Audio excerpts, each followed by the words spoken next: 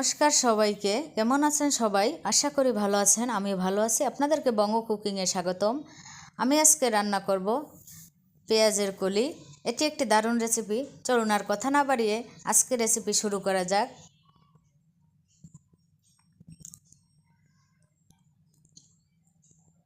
আমি এই পেঁয়াজের কলি আর আলু কুচিয়ে রান্না করব একসাথে।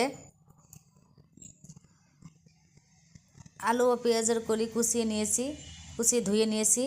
পরিমাণ মতো রসুন কুচিয়ে নিয়েছি, নারকেল কোড়াইয়ে নিয়েছি, কয়েকটা কাঁচামরিচ কেটে নিয়েছি। এবার চুলে একটি প্যান বসিয়ে দিয়ে পরিমাণ মতো তেল দিয়ে দিব। তেল গরম হলে রসুন কুচি দিয়ে দিব।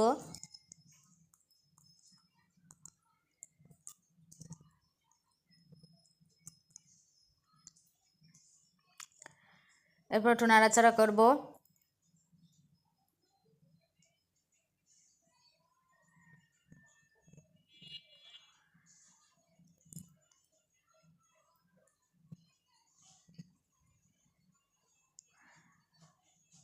রসুনগুলো একটু ভাজা ভাজা হলে তারপর নারকেল কোড়া দিয়ে দিব, কাঁচামরিচ দিয়ে দিব।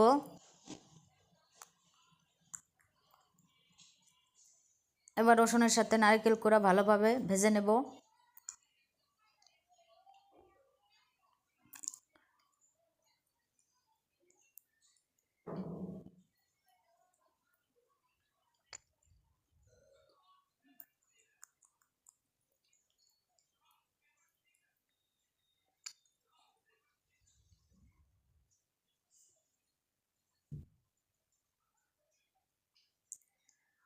এরপরে স্বাদ মতো লবণ দিয়ে দিব।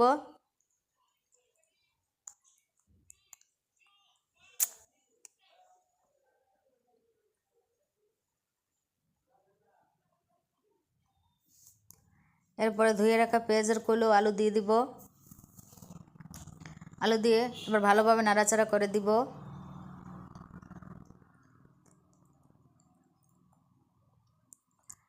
এরপরে পরিমাণ মতো হলুদের গুঁড়ো দিয়ে দিব।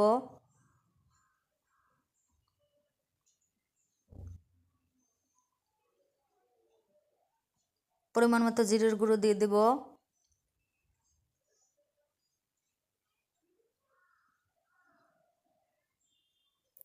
এবার আর একটু নাড়াচাড়া করে দিব।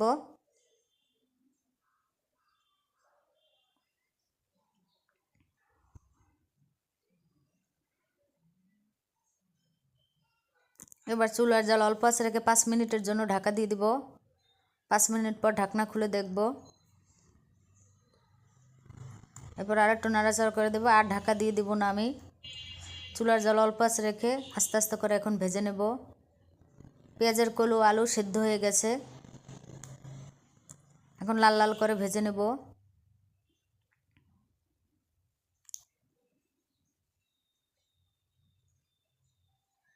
এখন নামিয়ে নেব।